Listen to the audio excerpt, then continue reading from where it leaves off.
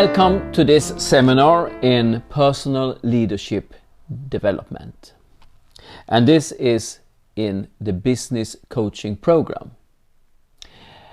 And this specific seminar is about what kind of manager do you want to be.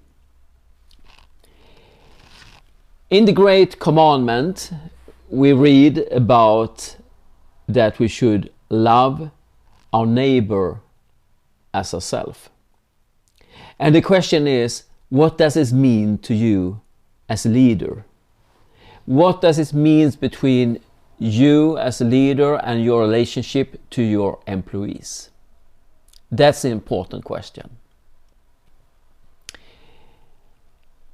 To begin in this question, we start to talk about two different role models in leadership. The first one is the boss, and the second one is to be a leader. All management need to be boss sometimes.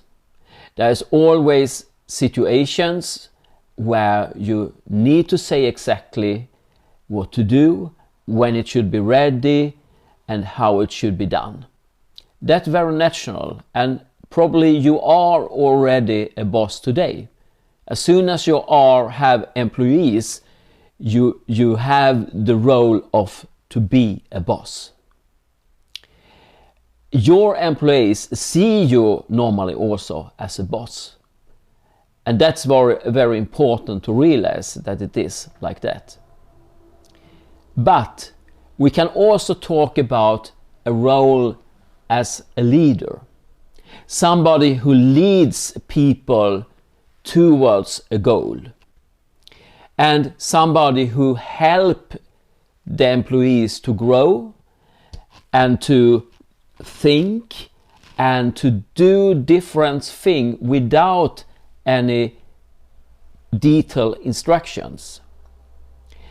A boss needs to give detailed instruction to every step, but a leader can instead don't need to be there. The employees know by themselves what to do instead. And a very important advantage to be a leader compared to a boss is that you release some energy from yourself. Things will be done much better, and you don't need to be there all the time. We can also say that in many aspects we can say that Jesus was a leader. The disciples was follow him as a leader, and Jesus helped them to do and to get a behavior as related to himself. So how can you grow this part? How can you go from to be a boss to be a leader? And how do you actually act as a leader? What practical things can we see in daily life? What are you doing as a leader? One example is when an employee asks you about how things should be, you start a dialogue instead. Maybe you ask them, what do you think about that? How do we do this in the best way? And many times that is underestimated as a boss, to see that the employees have their own capability to solve different problems and different tasks in their own way, in a better way maybe than you think from the beginning. So one important behavior is to invite the employees and sharing the problem solving, how to do things.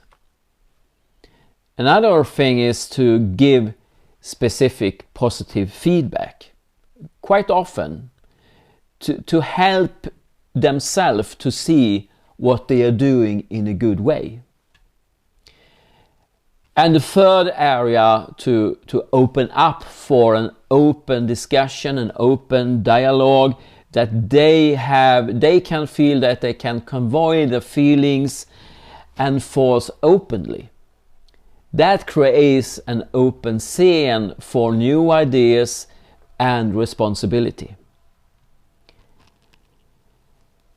But if you are a leader, if you want to leader, you also have to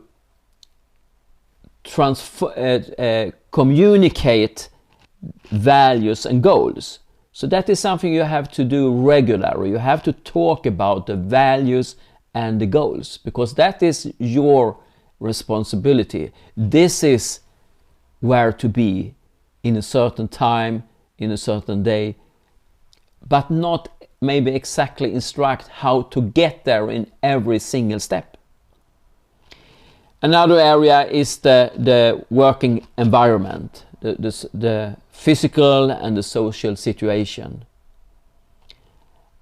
And the third area, to have a dialogue related to development, the personal development of the employees, which means and dialogue about their skills and their behavior.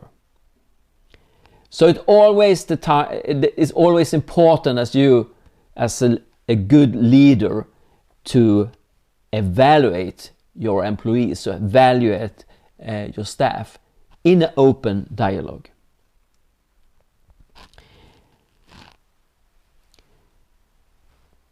So what exactly is the factors which is motivating your staff compared to demotivating your staff? Here are some examples to have in mind.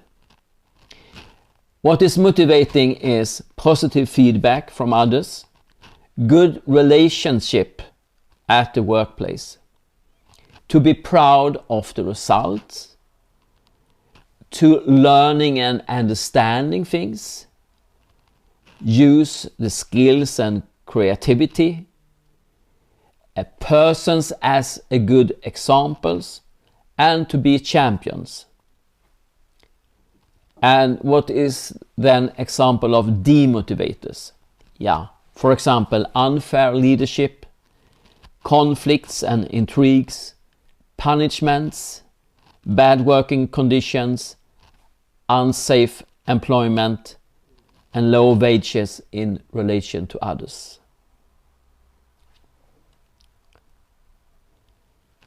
So finally, what is your reflections related to this area? Do you want to be a boss or to want to be a leader? And here are some coaching questions for that reflection. In which situations might you have to act as a boss? In which situation might it be possible for you to act as a leader? Which first steps do you need to take to change your leadership style from boss to coaching leader? How can you give more positive feedback to those who need it most? And finally, what in your leadership might be demotivating for you employees? Thank you very much. God bless you.